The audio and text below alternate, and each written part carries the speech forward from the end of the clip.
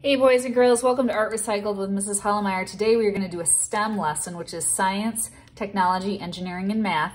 And we are going to use the force of a circle from a toilet paper tube or a paper towel roll.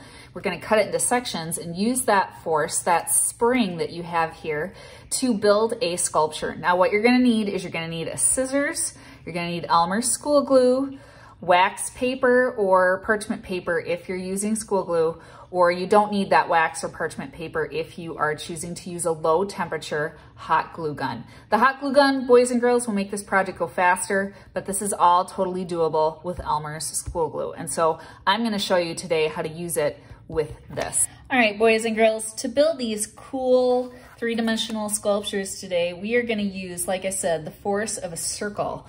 And a circle is actually a really strong architectural shape. It can hold a lot of force and it has some spring to it, as you can see. So what we are gonna do is we are gonna take your toilet paper tube or your paper towel tube, and we are going to flatten it, and we're gonna cut it into strips like this. Now the width of these strips, you want to be about the width of a crayon. So if you have a crayon or a pencil, line that up. That's about how wide you want each one of these, and then you can see that they are bent, so they have some force that kind of springs back. Boys and girls, this shape is called a biconvex lens. It is a shape from physics, and as you can see from the red arrows, there is force being pushed on each curved edge of the outside of the shape. You're going to use this to build your sculpture. All right, boys and girls, once I have all of my pieces cut, what I'm going to start to do is I'm going to start to glue them into these mathematical structures. So as you can see, I can take these and glue them all in a circle like this flower. I could glue them in a zigzag pattern. I could stack them like this. I could put them like a flower, or I could even use the force of that spring that I have here to lock them like this and get them stuck that way.